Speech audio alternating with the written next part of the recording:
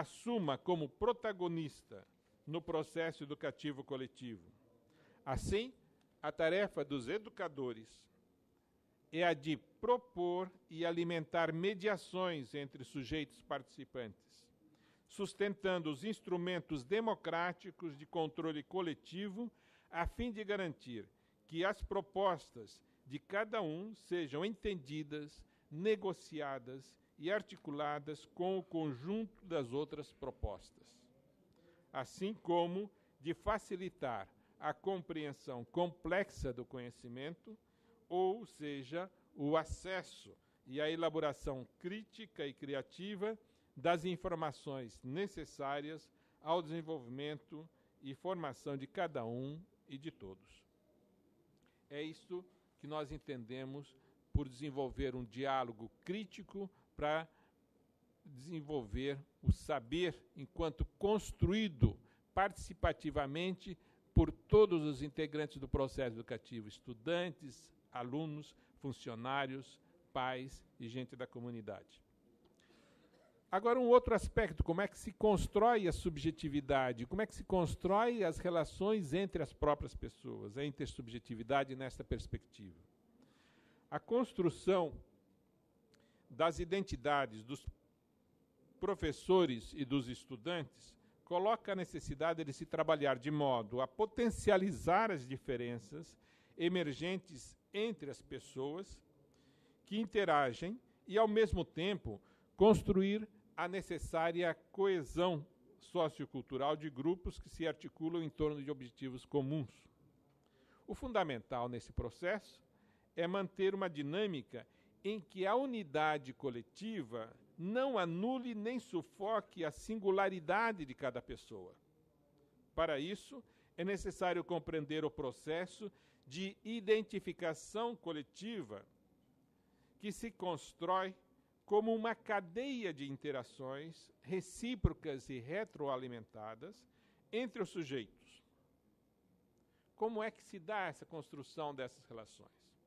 Numa primeira instância, o sujeito, a pessoa, se auto-identifica pelo que sente, pensa, deseja, decide e faz. Dizia Jean Paul Sartre. Como é que o ser humano se define? Ele se define pelo que ele faz e que ele decide fazer. Não é? Essa é a primeira dimensão da construção da subjetividade. Mas não paramos aí. Há uma segunda dimensão, em que essa iniciativa subjetiva toma forma na heteroidentificação, na identificação feita pelos outros, da maneira como o outro interpreta, sente, pensa, decide e age em relação ao modo como cada um pensa, sente, decide e faz da sua vida. O modo como o outro interpreta a própria ação e a própria manifestação é constituidor da identidade pessoal. Por isso que a gente se preocupa tanto como os outros reagem ao que a gente faz e pensa ou sente. Mas a identificação não para por aí.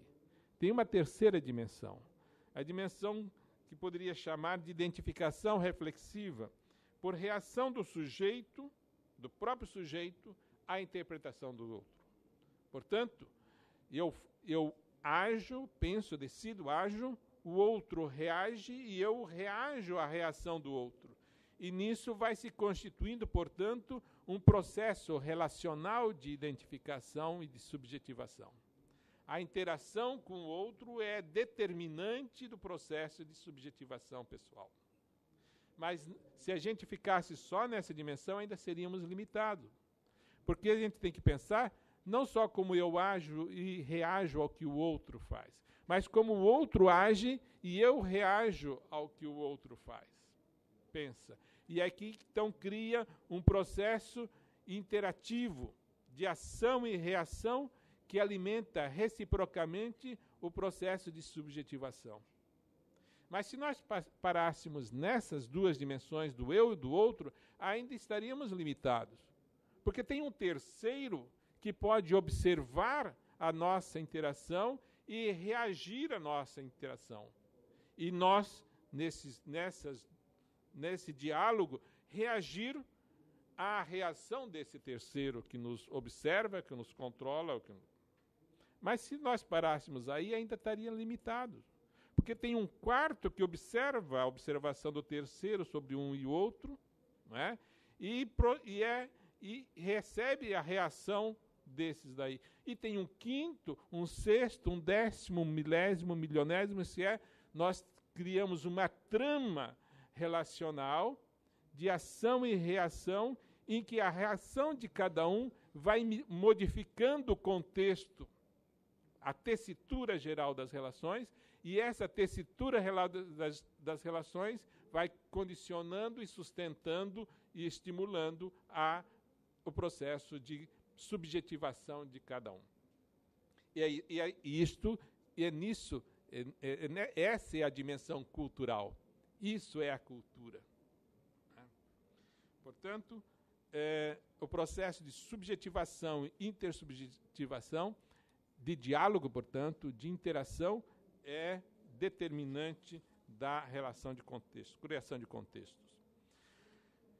A formação de educadores. O desenvolvimento desta perspectiva intercultural de educação e de escola implica em ressignificar a própria concepção de professor. Desculpe, houve um pequeno lapso aqui.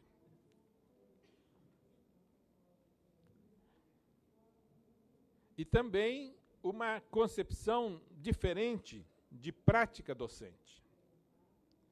Para saber como potencializar a autonomia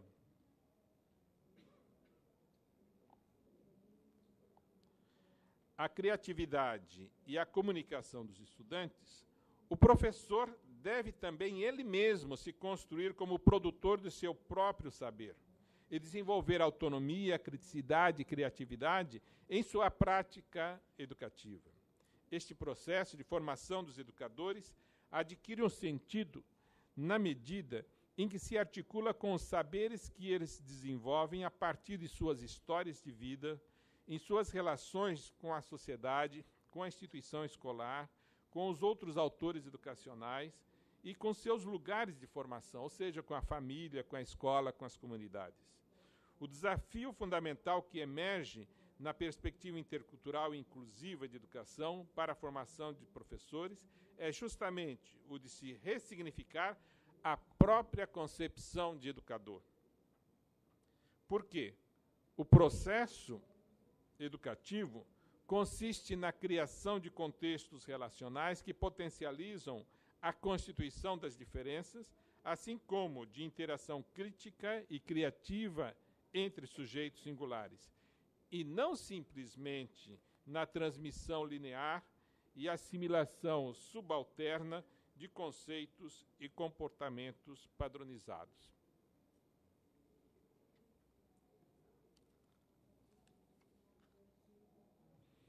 A educação intercultural, que pretende promover a cooperação entre sujeitos singulares com possibilidades e limites diferenciados, requer a atenção às suas necessidades e especificidades biopsicológicas e socioculturais, mas, sobretudo, implica o desenvolvimento de linguagens, discursos, práticas e contextos relacionais que potencializem a manifestação polifônica e o reconhecimento polissêmico, crítico e criativo entre todos os integrantes do processo educacional.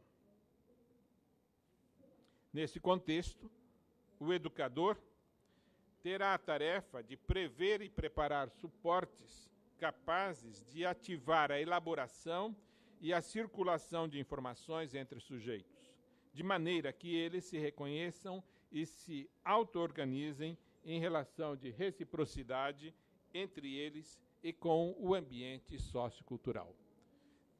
Vejam aqui que há uma concepção de educação, de educador, que muda radicalmente, estruturalmente, a prática ou a perspectiva relacional na educação. Ou seja, passa-se de uma concepção de educação de transmissão de conhecimentos pré-definidos para uma concepção de construção dialógica, participante, crítica e criativa de relações, de conhecimentos, de saberes e de ações que mudam, né, que buscam explicitar, enfrentar os problemas da prática e construir efetivamente soluções e implantar soluções para esses problemas. Então, há uma mudança radical e também epistemológica, ou seja, do modo de entender as relações. Até agora, numa perspectiva moderna, a gente entende a relação, todas as relações humanas se dão no quadro, na estrutura da relação entre sujeito e objeto. Paulo Freire vem com a sua perspectiva e traz uma concepção de conhecimento e de saber e de educação mais complexa. O conhecimento não se dá na relação entre um sujeito, professor, educador, que transfere comunicados ao seu objeto de ação, que é o aluno. A educação se dá na relação entre sujeitos mediatizados pelo mundo. Portanto, o objeto de ação dos sujeitos em interação são as próprias mediações, são os próprios problemas e desafios que encontram na interação. Portanto, não se trata de transformar o outro em objeto da própria ação, mas junto com o outro, sujeito também, comigo, transformar o mundo. Conhecer e transformar o mundo. E nisso colocam-se justamente os desafios para a inserção das novas tecnologias. Não basta comprar computador, não basta